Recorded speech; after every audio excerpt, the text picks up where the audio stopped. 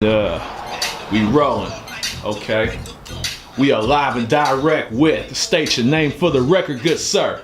It's your boy Igor Beats, A.K.A. the host with the most, Mr. What It Do. What it do, man?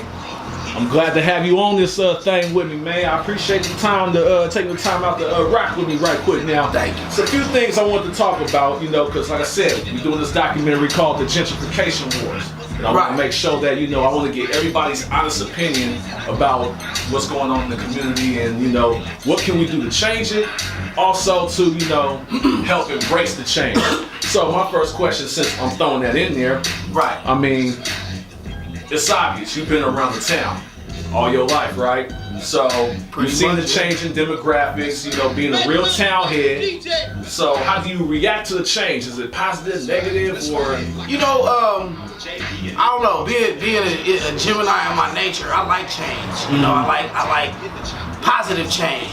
You know, some of the change I would say is good as far as like we all got to get along. We all have to get along. Some of the change I see as negative as far as it's room to move people out of any area at any time of the year. This goes way back to the Columbus days. You know what I'm saying? It's wrong to take an area from a person. You know what I'm saying? Share, okay. Take, that's a whole nother story. Whole different ball game, huh? So, are you accepting the change, or are you still trying to adjust to it? Yeah, I'm dealing with it. That's what I'm doing. I'm dealing with the change. Okay. In fact, I mean, you know, it's really like the norm. Yeah. You know, as to be able to deal with it, you got to be able to deal with everybody. You know, the hard part about dealing with it, though, I do have to say, is seeing your fellow people that don't know how to deal with it and watching it take them under. You know. Okay.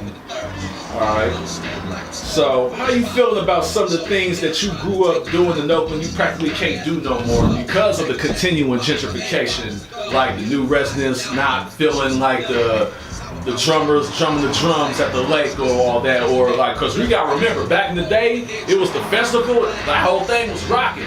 And then they came up with that cruising law, we can't do that no more. Now you go to the lake, there's be a gang of people outside. You know, it's funny you say that, because it's like everything that you see in Oakland now was already here before.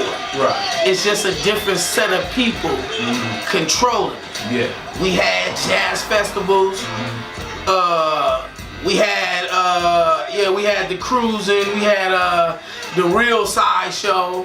You know what I'm saying? Not all this crashing and people coming from out of town tearing our neighborhood up. Not that kind of sideshow. Yeah. The real kind where you came out in your clean car, you parked, you got out, you popped your hood because you was clean front to back.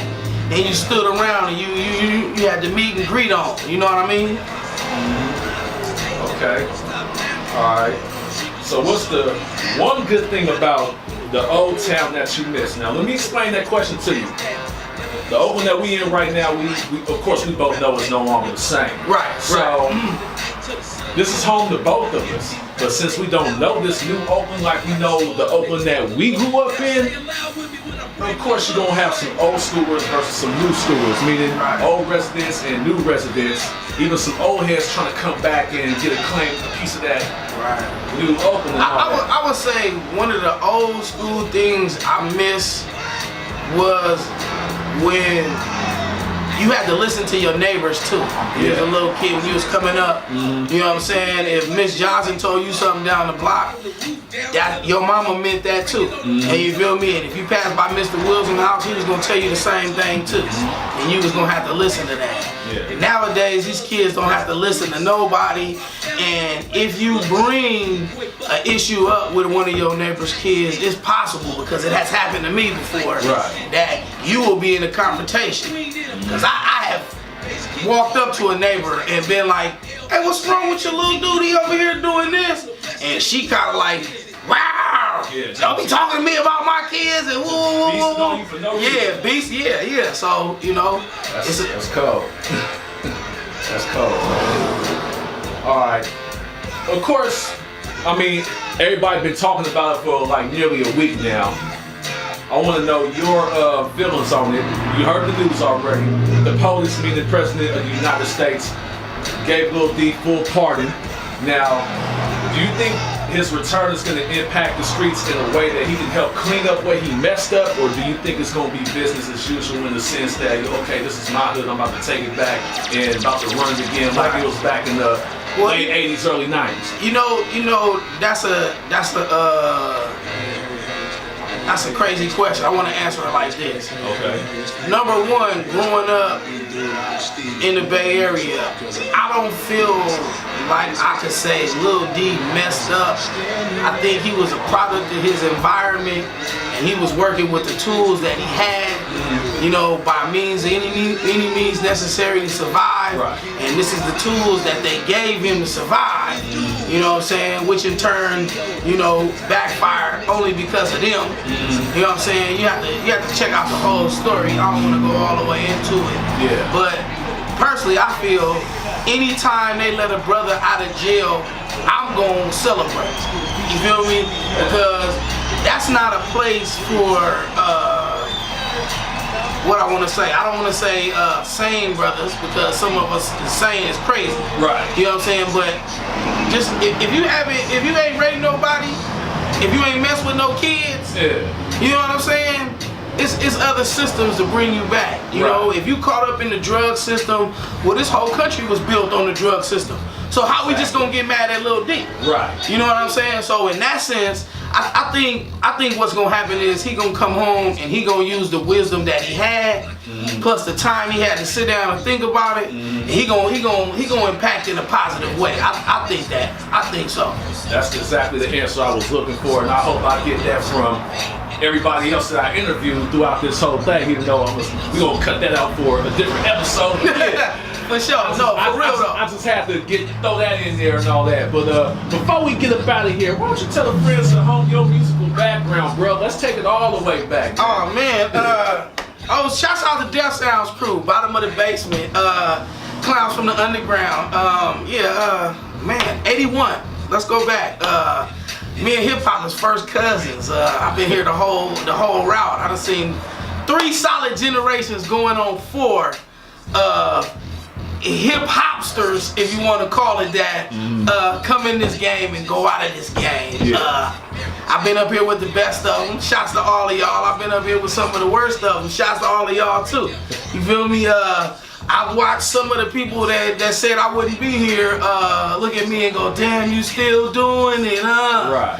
I done watched people that basically turned their back on me come back into the game and have to come back to my back. Right. You feel me?